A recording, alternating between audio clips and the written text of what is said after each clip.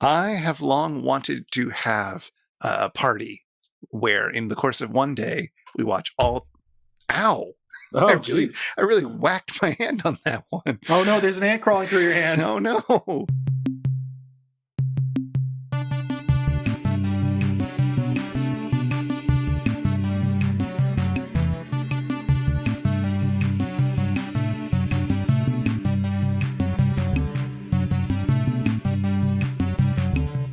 This time we watched KTMA Episode 9, Phase 4. The prequel to Phase 9 from Outer Space. But first, we've got a little bit of news for you. We've been doing something fun with our weekends. Someone has to. I know.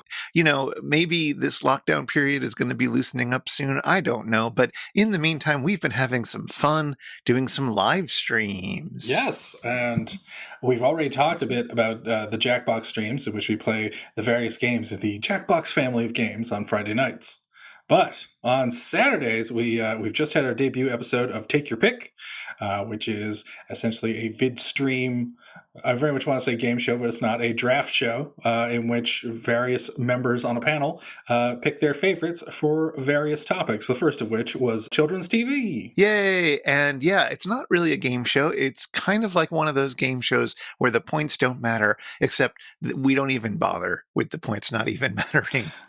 The point is having shown up and seen friendly faces. Exactly. It's a really pleasant show. I'm very happy with how the first one came out, and I'm looking forward to the rest of them. So yeah, Saturdays. Come watch it. You'll be glad you did. And we will be doing an episode that is going to be best MST3K episodes at some point. So stay tuned for that. But that might not be for a little while. But who could possibly panel such a thing? That's the thing. We need to find a few people who care. Also, maybe we need to wait until Beth is a little less busy. What? She should be quarantined like the rest of us. And kids love restrictions, so she should be very free. Yes. Mothers of young children agree that this is the right time for live streaming. They're all doing it. We've got a lot of fun things to talk about with this episode, so why don't we stop dilly-dilly-dallying? Let's just get straight into it, huh? Let's just talk about Phase 4 a little. Yeah, let's talk about ants. We love ants. This is how you get them. This time we watch KTMA Episode 9, Phase 4. We open with James, our hero, providing us with helpful narration that tells us that a solar eclipse caused ants to finally read those self-help books their mom sends them for Christmas, and finally self-actualize. Well, that's a simple way of putting it. The event, this cosmic event, gets ants thinking and organizing now in ways that are enthralling and perhaps a bit frightening to James. If James is a little scared, he's not alone. He's shacked up in a big metal honeycomb with Ernest Hubbs, and the two scientists hope to understand the ants in a remote area of Arizona. The area, known as Paradise City, is abandoned save for a handful of farmers. Hubbs and James talk to an old farmer and his wife, the Eldridges, and the two scientists have been working on an effective spray for the ants in their honeycomb hideout, or so they hope. Remember when you could keep your walnut farm without the government shooing you away to spray experimental ant chemicals? Eldridge Farm remembers. Hubbs notes that, upon studying the ants in Arizona, that ant species have stopped fighting and their natural predators have all mysteriously disappeared. Ants are apparently attacking any mammal that threatens their food supply. Wow, I guess it really does suck to be an anteater. If the ants are behind this, they have only one enemy left. Man. The ants are now building towers, possibly as an extension of their colonies or as a warning. Hubbs foolishly destroys the ant towers with a flare gun and returns to the giant honeycomb dome, which is initially powered by a generator in Hubbs' truck. The ants retaliate, and a freak fire destroys most of the Eldridge farm. An ant sneaks into Farmer Eldridge's hair, and he crashes their getaway truck when Mrs. Eldridge freaks out and distracts him. The ants get into their generator and destroy Hubbs' truck. Lucky for him and James, they've got a backup generator on the inside. Hubbs later reveals that he left his truck and generator outside as a test for the ants.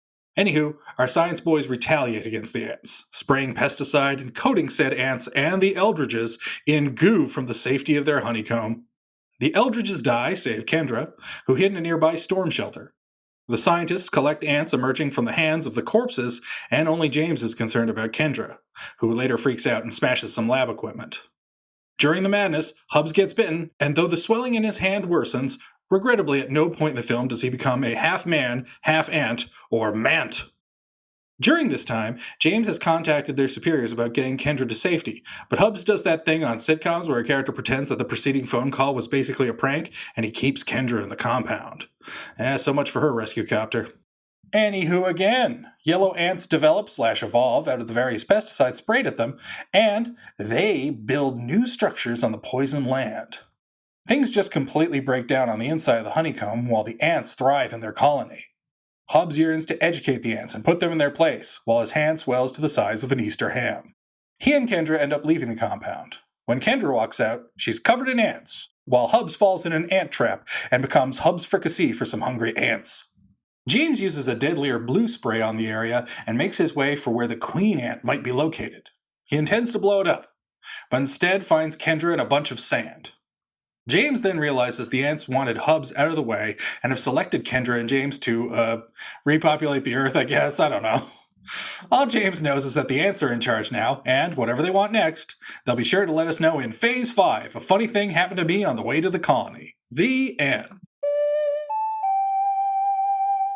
Meanwhile, at Gizmonic Institute, oh no, the muckamucks upstairs have discovered that Dr. Forrester and Dr. Earhart have been siphoning off funds from the mad scientist work that they're supposed to be doing in order to send a man into space and make him watch cheesy movies.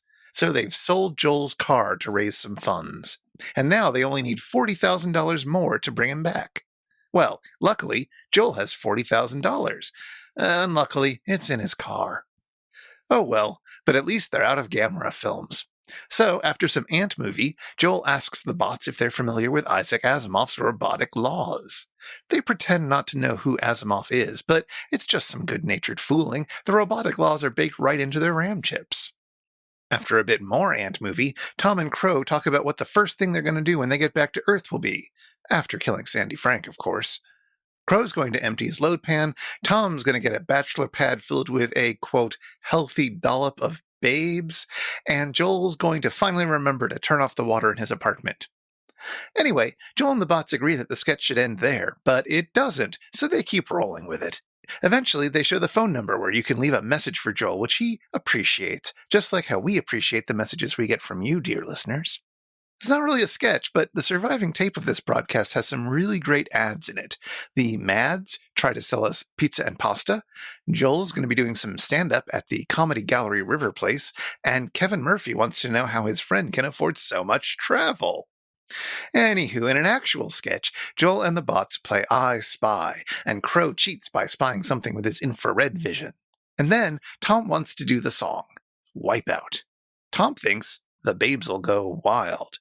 And I mean, Joel does a good job slapping the table to imitate the drums. But at the end of the show, Joel is with Crow and Gypsum, and he's given them a fourth robotic law.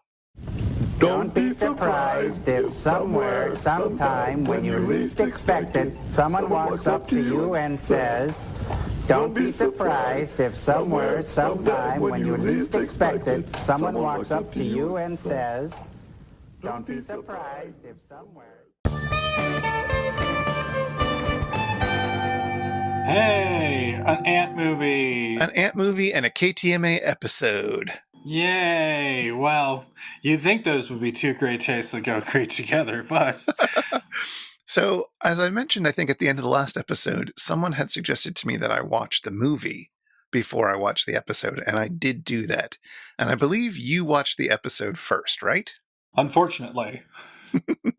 So, this is an interesting case where the surviving tape of this KTMA episode does the movie absolutely no favors. It's a muddy, washed out, edited for TV print of a movie that is kind of all about its visual appeal. Yeah, there's not quite as much to follow in terms of like the great character narratives. Although I will say this, the movie makes a hell of a lot more sense if you watch it uncut. Like, this is a really, really badly done, badly chopped, edited for TV thing, because there are parts of it that were much, much clearer with the, the few moments that Phase 4 earns its PG rating.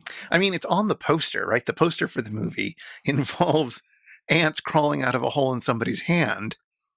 And that's too gross for TV. So every time there was one of those shots in the movie, it was taken out, which meant that there were a few scenes that made no sense whatsoever, including harvesting ants from the guy's hand. Yes. from a dead person's hand. So yeah, it definitely suffers there. I don't think there actually was that much editing other than removing some vaguely adult, as in a scene that takes place with an ant crawling up the young woman's midriff that doesn't really show much at all. But it might be a little too spicy for late night TV. I don't know. Yeah, someone on an airplane might complain. Exactly. And then these gross bits of the ants crawling out of the hand. So like I don't think there's that much otherwise cut out, but you can't see anything. So I don't know. You tell me, when you watched this the first time, could you tell that there were ants inside the pillars? No, I had no idea. They looked completely empty, which again robs it of its effect. Exactly. It's little brown ants inside a big, tall sand dirt pillar, whatever. And if you can't see them, you have no idea what's going on here.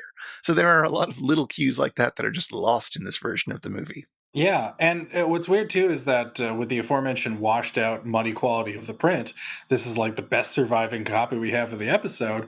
Well, it just sucks because if you watch a even moderately cleaned up version of Phase 4 in its original aspect ratio, then you have all this beautiful ant footage. All of it. And it's gorgeous. This is a gorgeous film, and made by a world famous graphic designer. The director is Saul Bass, and we'll talk about him in a bit. But that's what this film is about. It's not about the characters. It's not even about the drama. It's just about this gorgeous footage and these incredibly, perhaps overly well shot scenes. So the movie is just nothing in this hands. That said, I watched the episode the day after I watched the movie, and because I could remember what was going on and knew what it was supposed to look like, I enjoyed the episode perfectly fine. And I know you had some difficulties with it. I did. And there is no greater booster of the KTMA era than I. But the combination of the movie being hard to follow in this particular incarnation, and the fact that I felt like, Cosmic Princess is not that far away from Phase 4. No, it's the next episode. Yeah. And yet, Chris, I think it's a major step down in quality. When I found out that like parts of this episode were even used in like marketing the show to networks and such, I thought to myself, that can't be. That can't be. That ain't be. See, again, I thought this was perfectly fine. I thought especially Josh was in really great form. He's just zinging it along and he's cracking Joel up every so often. It's really sweet to see. Although every now and then he's just mad that there's a movie about ants. Yes. And that doesn't quite go anywhere. And I'm not going to say this is the KTMA episode anyone should watch first. Again, it really helps if you've seen the movie just recently. But I think maybe this is the sort of opposite of how we felt about the KTMA original Gamera movie, where you enjoyed it as a film that you know well and like, and it's just you hanging out with Joel watching it. And I had a similar thing. It was a movie I had just seen, and I was watching it with these people who were, not like reinventing comedy, but were doing an affable job with a movie that never should have been on MST3K. Now, Chris, Saul Bass is that director who's really famous for his love of gigantic asses, right? Yes. That's why he made this Ant movie, right? Oh, wait, I'm thinking of Tinto Brass, with the famous catchphrase about his film, Tinto Brass has many an ass. All right. I'll have to add that one to the show notes. Hey, and watch yourself some Tinto Brass movies while you're at it. Oh, Saul Bass. We're doing this episode because it is the centennial of Saul Bass this month, and because he was pretty cool. Yeah, I think that's actually what it says on his gravestone. Saul Bass, pretty cool. He was very good about summing up an entire life or an entire movie in just a few strokes of the pen. Yeah, and that, frankly, is a lost art because back in the 90s, at least, I remember seeing, there were still montage artists and graphic designers who seemed to really, worship at the altar of Bass, and you don't quite see that sort of thing on posters anymore. No, you do see it in YouTube film analysis channels. Sure. There are lots of perfectly fine 10-minute long retrospectives of Saul Bass that are more or less interchangeable. Mm-hmm. So Saul Bass was a graphic designer who started out in the ad industry and eventually started doing movie posters and then movie title sequences. Two areas in which he excelled, although I have to give some credit for his promotional work, because he got involved when there wasn't really much in the way of design. There were no design schools. There was no real area of thought about that. He studied painting, and the idea was, it's like, oh, you're one of those artists who's going to go into commercial art. And he designed, again, the memorable and amazing logos for the Girl Guides and the United Way. Yeah, no, he did a ton of logos, which are well known, and many of which are still being used or were used for decades and decades. Like if you got a Saul Bass logo, you used it for as long as you could, and for good reason. They're super memorable. Yeah, you should still keep them, even if they look slightly dated, because they'll come around. Well, I like that with the Girl Guides / Girl Scouts logo, they did update it a few years, well, I guess 10 years ago now, something like that. And all they did to change it was just give one of the girls a slightly different haircut and just change a little bit of the greater shape. But it's still the basic idea. It's still completely recognizable as Bass's design. Yeah, you still got to keep that bass. It's all about that bass. Exactly.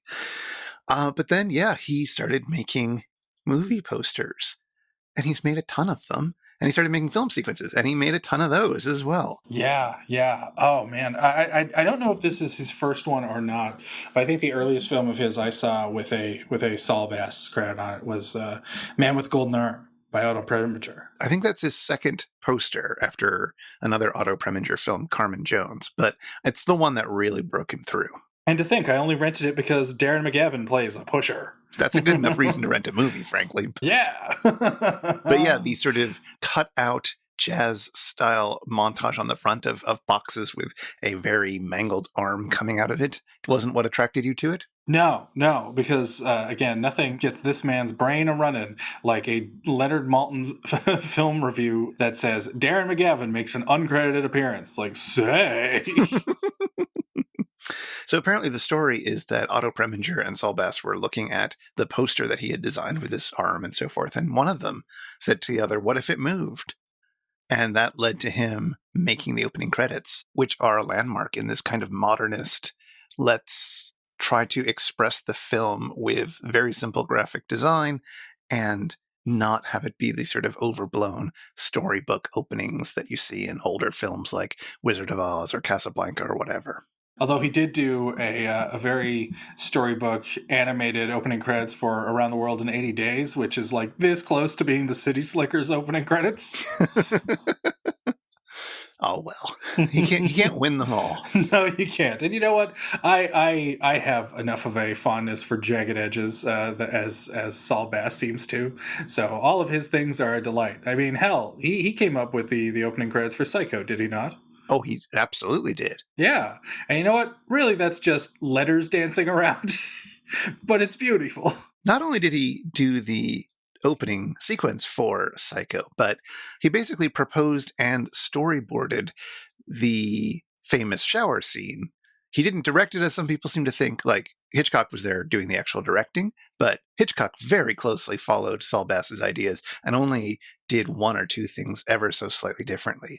But if you look at the storyboard that Bass provided, it's more or less shot for shot that montage. Yeah, and it makes me wonder, as like, how much of that arose out of conversations with Hitchcock and how much of that was just Bass's own imagination? It was entirely Bass's own imagination. Oh, really? Yeah, Hitchcock likes long shots.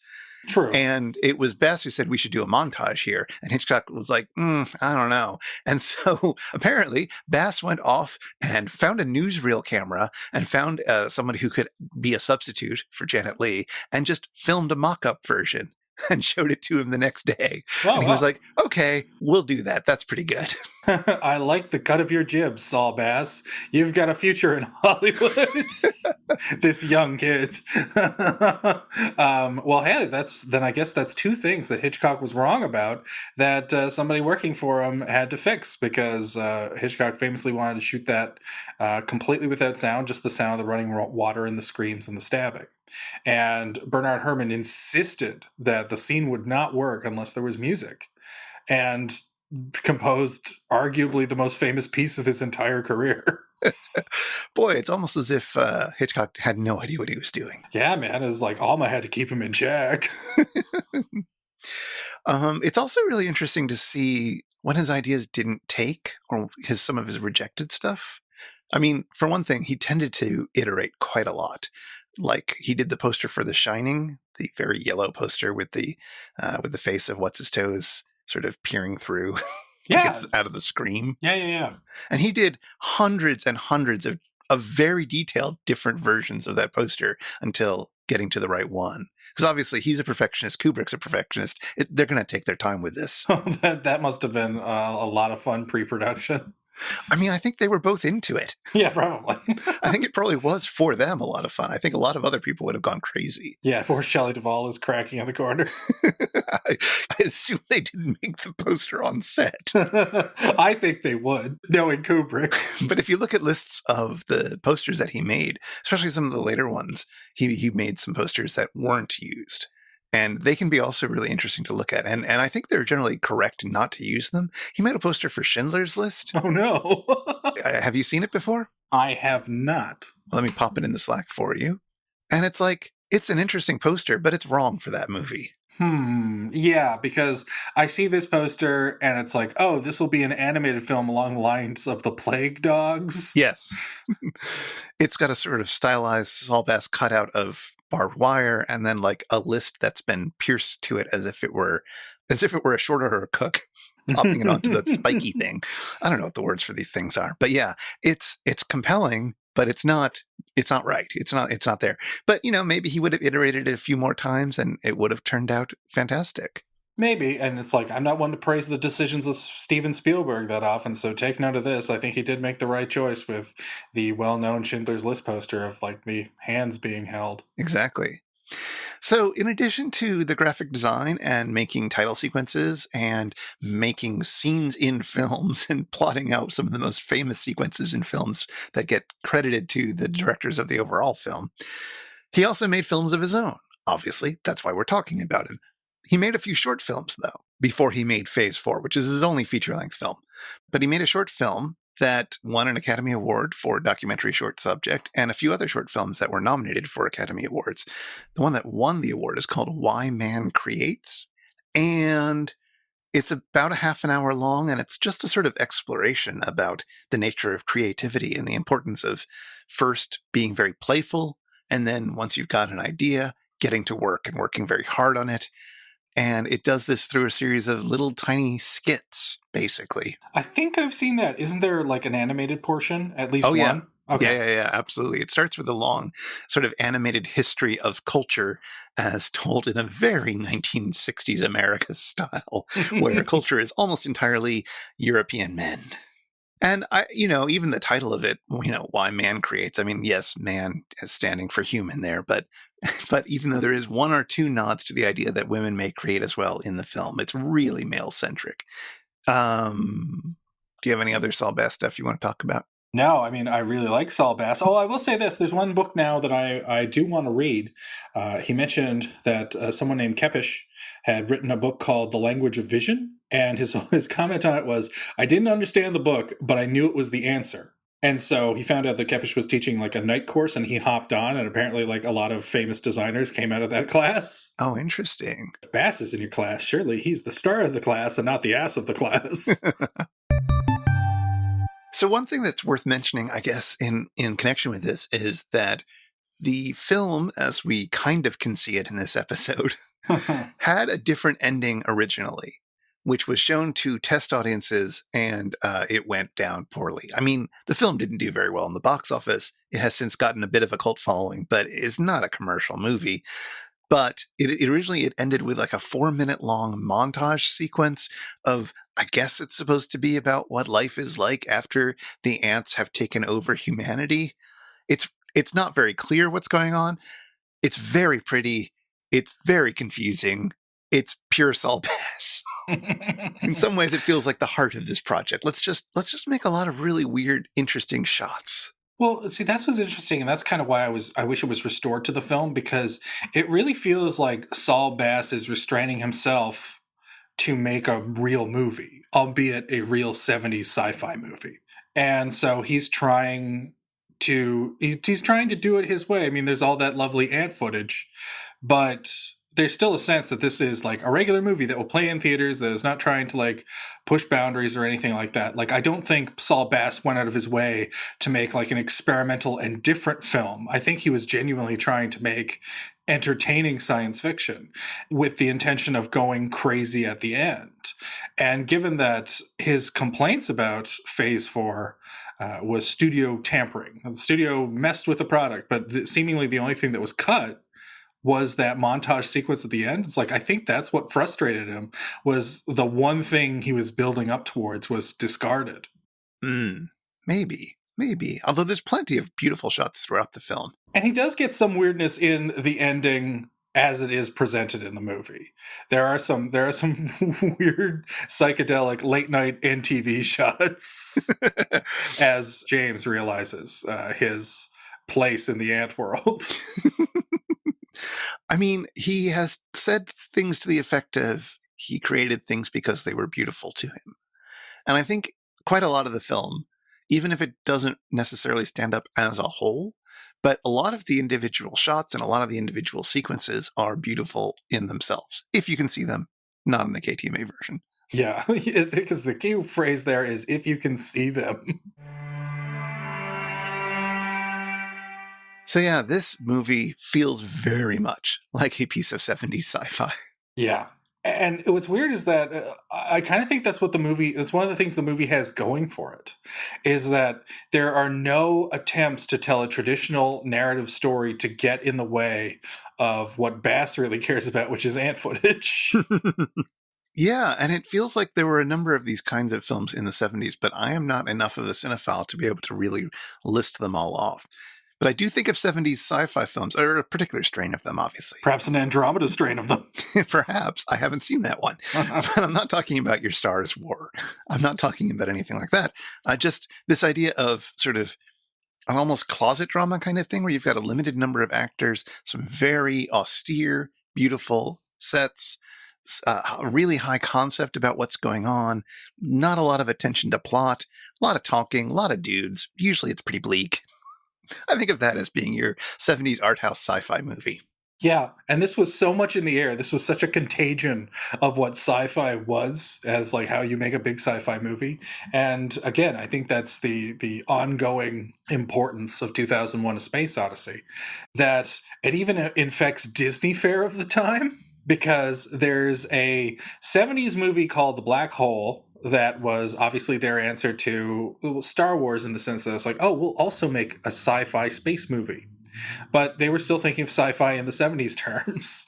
So you've got people on a spaceship and they're coming towards a black hole, but there's also a ship that has disappeared, that has miraculously reappeared. And so they're spending time on that ship, which is almost entirely robotic, save for, I believe it's Maximilian Schell, the fellow who played Hamlet in the MST3K Hamlet.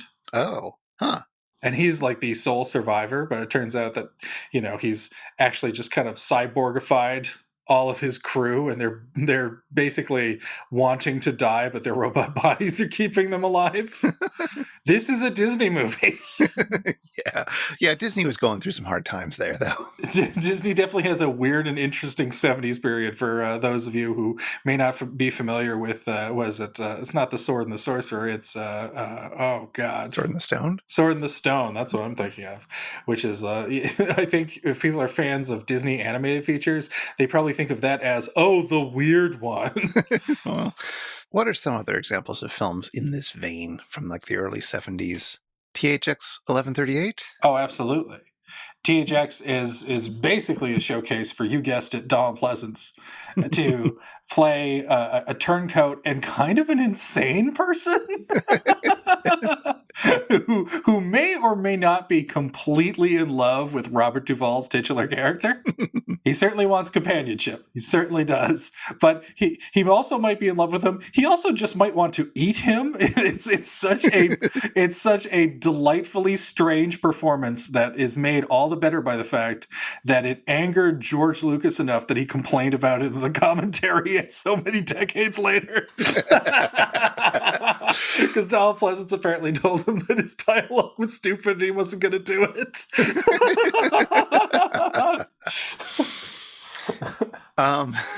I just watched that movie not too long ago, and except for the general feel of it, I can't remember a lot of plot details. And that's just it. It's like, I think sci-fi was really into a phase, a fourth phase, if you will, where the success of science fiction was that it had to be a tone poem in those days. There's never a sense that a plot is starting. There's always a sense that you're drifting into the situation somehow, and that people are really just already on the brink of collapse, and you're just going to watch them inevitably go. And I guess another example that I would think of there, too, is there's a great underseen, undervalued, because I think it was released with a bit of a hatchet job and a bad dub, of a film that is called Prophecies of Nostradamus that was released by Toho. And it's a really episodic film essentially about the end of days, basically climate breakdown and ongoing wars and whatnot. Basically everything threatening the earth at that moment has gotten so much worse, to the point where there is a kind of fantasy sequence in which we see the de-evolution of the human race down to 2 apes in a post-nuclear wasteland, and they fight each other off for food, and one ends up bludgeoning the other, and all this sort of stuff. It's great. Wow. Yeah. And it's got a downbeat score that is very, very similar to that of Phase 4, but we'll talk about that later. Well, let's talk a little bit about ants. Yay! This is a film about ants. It has lots of footage of ants. And who is, in fact, the star of the movie but ants? Were you excited when, in fact, the ants won? Yeah, because even though it's the 70s, so it's like, all right, expect bleakness, I wasn't really expecting this movie to go where it goes. I really didn't see that coming. I was like, huh. And because of the poor quality of the KTMA episode that I had, I was sort of watching the movie going like, wait, did I dream that? Did I, in fact, invent the ending of Phase 4 and that's not really how it ends? And then I was still kind of surprised. It's like, nope. That's how they end it. It's like, I guess Kendra and James are lovers now, and James tells us through VO that the ants are in charge now, and whatever they want, I guess we're gonna have to do it. Bye. Well, before we move on to that, I do want to mention that Ken Medellin is the name of the guy who shot the insect sequences, the ant sequences for Phase 4. Mm-hmm. He's a wildlife photographer. He had done the insect sequences for a documentary called The Hellstrom Chronicle. And yeah, good job. Definitely deserves a shout out. And you know what? These ants are just scene stealers. The camera loves them, and it's all the more impressive because it's like, ants don't have lungs, ants don't have ears. How could they possibly deliver lines or take direction? And yet, Chris, we have real trained human actors. At least 2 of them appear to be. And nobody puts out a good performance, save for all of these ants and that one grasshopper. Here's the thing. Ants are super interesting because they're one of the other social critters out there like humans. You know, one ant or one human is fine, but you get a bunch of them together and they do all sorts of crazy stuff. And yet, ants are also incredibly violent. Yeah. Much like humanity. So Ant Wars. Do you know about Ant Wars? No, I did not. I initially thought this was an exciting vision of the future, but then I realized I was thinking of Tech Wars by William Shatner. Exactly. So a lot of ant species attack other ants constantly. They're just scrabbling for survival. Well, there's this one particular breed of ant called the Argentine ant, which, as you might guess, is originally native to northern Argentina and that area, and which started traveling around the world, as so many things do, on ships and such, and landed in the U.S. in, I believe, the 19th century. And it's a little tiny, teeny tiny ant. And on its own, it really can't do much of anything. But here's the thing. They have one trick up their sleeve. One thing that they do better than most ants do. Can you guess what that is? Acquire sugar cubes at picnics. Close. They breed. Oh. A lot of ant colonies only have one queen. This species of ant has many queens. And so they're constantly popping out ants, killing off a bunch of queens, popping out more ants, etc. They can grow phenomenally quickly. And when they attack other ants and other small mammals and things like that, they overwhelm them with numbers. Because that's what they've got. They've got so many of them. And they've managed to create this kind of super colony because when they arrived in the New World, there were no other critters that could deal with them, right? Nothing else had grown up around them. There were other animals in Argentina that could handle these little things, but nothing could handle them in North America. So they took over large parts of the continent from sea to shining sea and managed to go out to Europe as well, and Africa and Australia and New Zealand, and maintain a sense of being one super colony. So they've been incredibly successful. They are the only thing that compares to humans for how successfully they have taken over parts of the planet. And there's a massive war going on, especially in like San Diego area. There's this vast war happening under the ground in San Diego between these ants and other tribes of ants that are trying to, reach dominance in this area. They lose an ant a second in this fighting. Oh no. It's really amazing. It's really astonishing. And I think humans only realize that this ant war, which has been going on for a long, long time now, I think they only realized it about 10 or so years ago. I'll put some links to some really great videos by the fantastic YouTube educational channel Kurzgesagt, which are nice and animated, so you get to see ants looking as cute as humanly possible as they attack each other and rip their limbs off. Oh man, ants. Ants, super weird, super violent, super interesting, fighting right now as we speak. Yes. In fact, now I'm curious, have you ever heard of this tiny little ant tidbit, Joel's Gizmonic Ant Site? That does sound familiar. That's like an early web thing, right? Yeah. Now, see, unlike Saul Bass, who had the talent of Oscar-winning Star Wars production designer John Barry, not John Barry of the John Barry 7, not the composer, different one, working to realize the beauties of Phase 4. But Joel's Gizmonic Ant Site was Joel Hodgson and I think a brother of Joel Hodgson's. Oh, no. Yes. And the idea was to create this kind of like virtual ant farm / maze that you would be stuck in. I just remember the initial website where you would click on the Gizmonic Institute logo and you would get the text, "You are an ant." And then you would have like yourself as this little cute little ant, this all silhouetted ant, because it was the Shadowrama aesthetic for Joel's Gizmonic Ant Site. And you could kind of move around and more was to come. And I would check daily for an entire year. When will the more come? And it never did. So there was nothing you could do at his ant site? After a while, no. We waited patiently for updates, my MST3K friends and I, but very little got updated, and it was so forgotten about that not only is there no Internet Archive version that I could find, the one time I searched for Joel's Gizmonic Ant Site onto Google, the only reference to it was in a Metafilter post about MST3K from a couple of years ago. Huh. And the guy asking was like, "Does anyone remember that?" And nobody did. Oh no! Yeah. I wonder if we search the Usenet archives if anybody talks about it. Well, maybe. I dare say there'd be a lot more excitement there. Hey everybody, it's time for the Shallow 13. It's time for the Shallow 13. 13 tiny facts that can carry thousands of times their own body weight. About today's movie and episode, Phase 4. Go, Chris, go! Saul Bass's Phase 4 is not to be confused with the 2002 movie of the same name. That Phase 4 features Lois and Clark's Dean Cain and football star Brian "The Box" Bosworth in a plot where a pharmaceutical company is murdering random people to prevent a chemist from releasing Phase 4, a one-time cure for AIDS. Wait, what? This film has a tangy zip that can be attributed to Mayo, not Miracle Whip. Phase 4 was scripted by Mayo Simon. Mayo also wrote Marooned, aka Space Travelers. As we mentioned, the film originally ended with a few minutes of trippy montage that I guess was supposed to express the next stages of human life under ant control.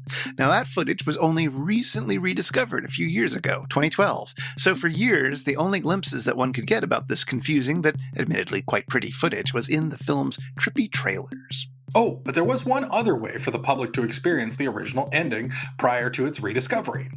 Brian N. Malsberg's novelization of the film worked off the original script, so sure enough, it features Malsberg's interpretation of that ending. As Kendra walks barefoot among the ants, Joel asks, Wonder if Linda Blair read for this part. Those confused by the reference to the star from The Exorcist are perhaps unaware that Blair is also the star of Exorcist II, The Heretic. The psychedelic and thoroughly bonkers first sequel to The Exorcist takes Blair's character Regan, just a normal girl in the original film and novel, and makes her the Queen of the Locusts. It has something to do with Satan being attracted to great forces of goodness in the world. And anyway, there's a sequence where Blair writhes around with a bunch of locusts. With any luck, another MST3K revival will give Exorcist II, The Heretic, the treatment it so richly deserves. But art imitates life, too.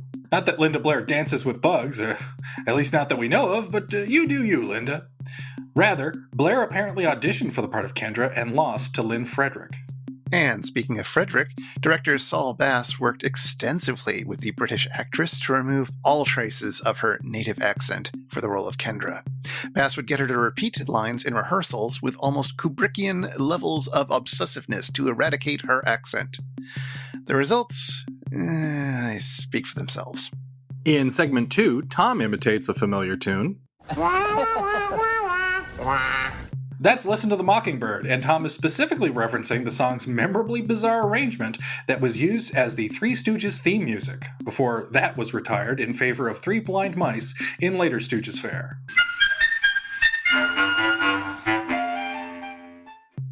And if that mockingbird don't sing, we've got a few more interesting facts to recite about the song, which originally was a death ballad written by Septimus Winner and Richard Milburn.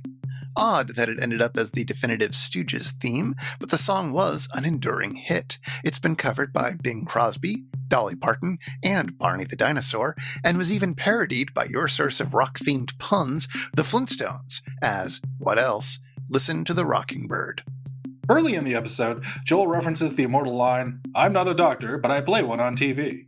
They're not doctors, but they play one on TV.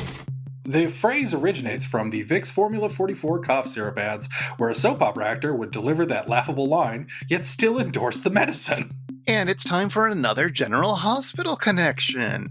As veteran Misties are aware, several segments from General Hospital were riffed in Season 4. The I'm Not a Doctor TV ad campaign originally began in 1978 with General Hospital's Chris Webber, until the actor was busted for tax evasion in 1985.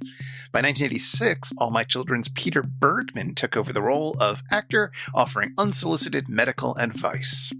Towards the end of the episode, Tom references One Tin Soldier. But one tin soldier rides away. One Tin Soldier was a saccharine parable about two tribes waging a bloody war over a treasure that turns out to be a piece of paper with one simple message. Peace on earth was all it said.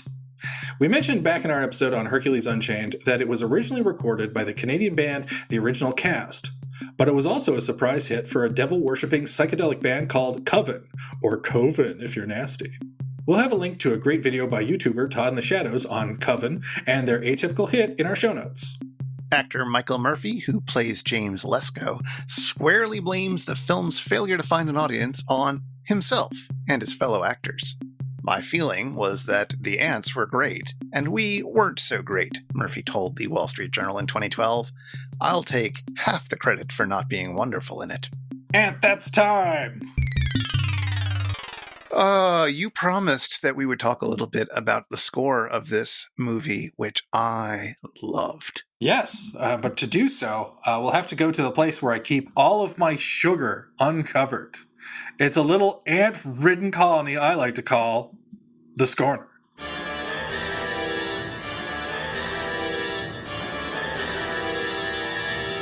Yeah, this score for this movie totally rules. It does. How would you describe it? I would describe it the same way I would describe Phase 4. So in that sense, it's a perfect fit. It's sparse, it's beautiful, it's definitely striking, and it seems really inventive when you are sitting down and experiencing it in its purest form. And it's never something you will think to throw on for entertainment. Yeah, it's a weird and kind of delightful mix of like acoustic jazz and early 70s synth music. Yeah, there's a lot of interesting little touches. I, for one, noticed that there was a lot of clicking used whenever ants were on screen to denote kind of like ant movement or communication. And that was pretty cool. And I absolutely love the bleak 70s stinging guitar, the fuzz guitar that they use whenever like humanity is looking especially screwed. I think they use this at the end when just before James thinks he's about to have his final confrontation with the Queen. Yeah, there's some really good stuff. And this score comes to us from actually a bit of a collective creation. This time we have Brian Gascoigne, who is someone who's worked as a synth programmer on a number of different scores. He worked in the music department on The Dark Crystal. He's worked on some Harry Potter films. He co-composed a John Boorman film that was not Exorcist II: The Heretic. And from what I understand, I believe he originally did some synth programming for Total Recall, which makes him ultra cool in my books because they worked with Jerry Goldsmith. And so you have him. He's working with sound designer Desmond Briscoe, who is a founding member of the BBC Radiophonic Workshop. Oh, yes. Yeah. And then you have the third member of the team, who is an electronic music specialist named David Vorhaus. Huh. And so together they came up with this score that even when they released it on a soundtrack officially, they're like, well, one, this is very short, but two, it's like, not sure cue by cue this is really going to work. So they arranged it in 4 suites and labeled them phases 1 through 4. Oh, that makes sense. Yeah. But it works so beautifully in the movie because the composers realized that there was nothing in the human action that's going to bring you in. They realized that they were scoring a terrible movie. Yeah, basically, that this is not a movie for human story. This is a movie to revel in neat shots and ants. Yes, absolutely. You want a good movie? You get covered in ants. That's that famous saying. Because they understood that it's like, oh, no, we're just here to support the mood. We're here to support the tone and the visuals and forget about any time that people are talking. And so they more or less do. And we just have these long passages. And honestly, it really makes me wish that Saul Bass and the specialist photographer who worked on those nature documentaries just released a film called Koi Antsascotzi. I mean, they basically did. Yeah, but they had to throw in a little bit of plot, and who cares? As I've mentioned a few times now, this episode in the form that we have it in the tape that somebody made off the KTMA episode and has circulated and looks about as good as KTMA episodes tend to look, even though that's not good enough for this movie. It has these ads in it. Yeah, and the ads totally make the episode. They are indeed the best thing in this episode, in as much as you can't see the movie. Yeah, and you know what could be better? What could be better than the comedy team, the inimitable comedy team of Trace Beaulieu and one J. Elvis Weinstein talking about pizza and pasta. That's right. Our pals at Pizza and Pasta Pizza made this pizza for us so we could eat it at lunch. Thanks, Pete. Thanks, Paul. Pizza and pasta. Good. Pretty good pizza and pasta pizza, too. Pizza. Yummy noise. You made a yummy noise. Because you're hungry. I like the ad for Joel's stand-up, which has him with his long hair that he hadn't cut yet when that footage was taken. Because I guess he only cut it about 2 months earlier. Yeah. So this reminded me of the old habit of shows, radio shows in particular, but also early television shows, of having the sponsor be part of the show. And I think we talked about this a little bit when we talked about Jack Benny, maybe, but yes. But this was a common thing where you'd have the people working it into the show, or you just have the same actors doing the ad reads. Yeah, this at one point I expected the episode to be broken up by the Flintstones showing up and saying, "Winston's good like a cigarette should." Well, I was shocked at the very ending when the film ends, after the credits have rolled, but before the Paramount, I think, logo shows up at the very end. They pop in with, "This episode sponsored by Pizza and Pasta." It's like, what? Mystery Science Theater 3000 is brought to you in part by Pizza and Pasta. We're only as far as your phone. Oh boy. Oh, it's the Wild West of KTMA. And sure enough, in the original version of this movie, now I think this got lost along with the original ending. I think the film actually opened with an overture, and right before the overture ended, several ants came out dancing in suits and ties and sung, "Let's all go to the lobby." Was this a good thing? Is this a mode of advertising that we should go back to? I mean, I say yes, but they should handle it the exact same way they handled it on the Dana Carvey show. Which is? Well, they wouldn't tell the sponsor that they were in fact sponsoring the show. What? Yeah. So every episode of the Dana Carvey show, which was this short-lived sketch comedy show, but is somewhat famous now because of all the talent that was on it, and how, despite the fact that the Dana Carvey show flamed out after like 7 weeks, even though it was great, everyone moved on to something great except for Dana Carvey. It had Stephen Colbert. It had Steve Carell. It also had Dino Stamatopoulos, creator of Moral Oral, and often someone who works with Dan Harmon. It had a ton of talented people working on it, and some great recurring sketches, including the wonderfully absurd Skinheads from Maine, in which Carvey and Colbert were two elderly men whittling and sitting in rocking chairs saying perfectly mundane things that old people would say, and then every now and then throw in a comment that was a little off color. Well, that's certainly an approach that people could take. I think actually we already kind of do this, right? Like that's what podcasting is. Yeah, we're the only ones keeping it alive. Yeah, it's you break away, and the host, who you have built up a relationship with, sells you on a mattress or some ingredients getting mailed to your house so that you can eat. And you buy it because you want to support the show, and also you trust that these people aren't lying to you. Yes, when they're selling you hyper masculinity pills. Oh no, I don't listen to those podcasts. I always think the people who are doing those like brain fuel pills or whatever the hell they're called should like try to infiltrate other podcasts. It's like, this week's spooky episode of Lore is brought to you by Gorilla Instinct. It is a shame that we are not quite popular enough or savvy enough to have ads ourselves. Yeah, especially since I spilled a bunch of sriracha on my Casper mattress. Oh no. I like to eat in bed, okay? That's okay. My cat just horked up a hairball this morning on mine. Oh no. Casper, get at us. We want our free mattresses to try out. Look, listeners, if you just want to buy a mattress and send a strongly worded email to the Casper Corporation, to Bob Casper himself, and say, we bought this mattress because we needed a mattress, but we sure wouldn't mind it if you gave absurd amounts of money to It's Just a Show, and some free mattresses to them so that they can sleep better and, actually have an income from this enterprise beyond what our generous patrons are able to give us. That would be great. That could be fun. We'd have a fun time with it. Please send those letters and address them to Bob Casper and not his former stage name of Bob Cass Goldthwait. Oh, God.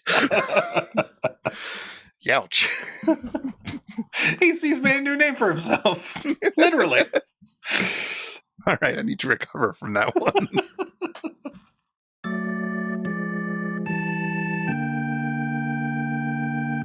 We've been jibber-jabbering about ants for a while now. So I guess we should probably wrap things up. Do we have one more little thing to talk about? I suppose we do. Let's talk about what those 3 laws of robotics actually were.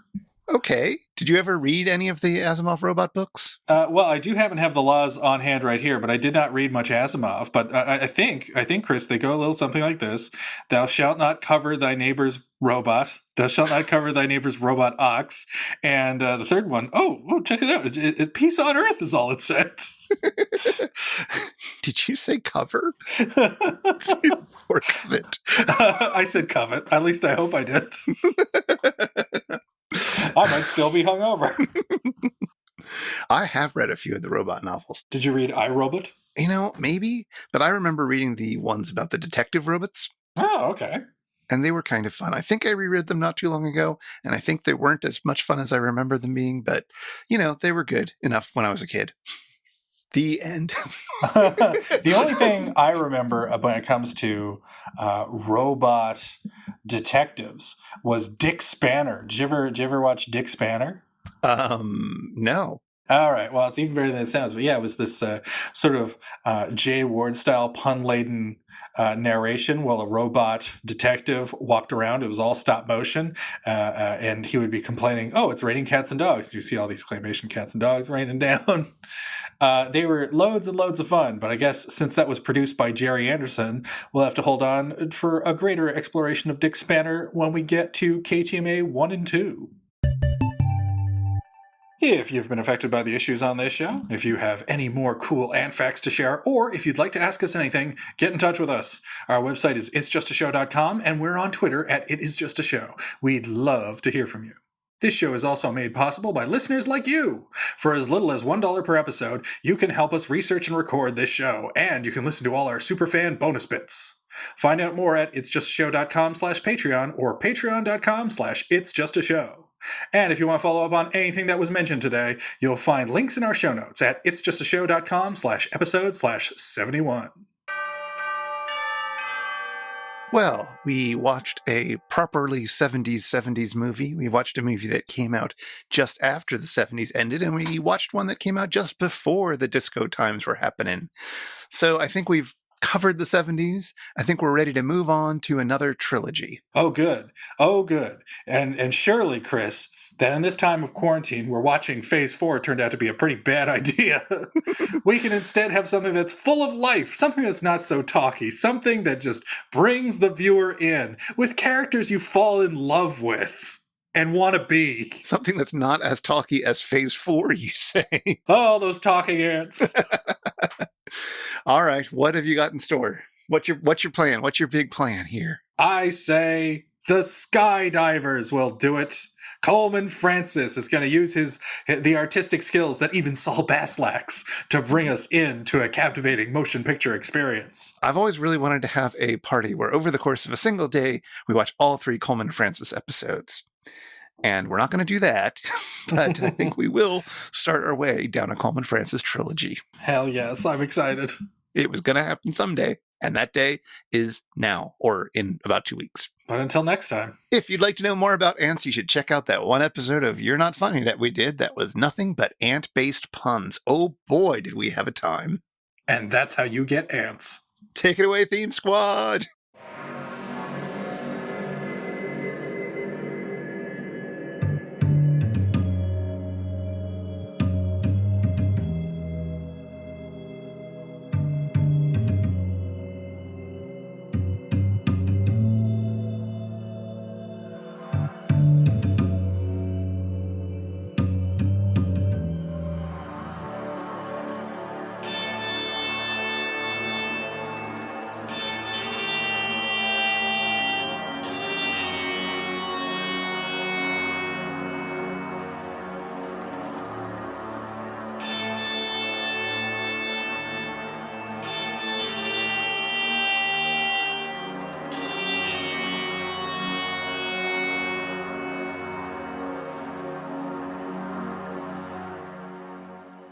Oh man, ants.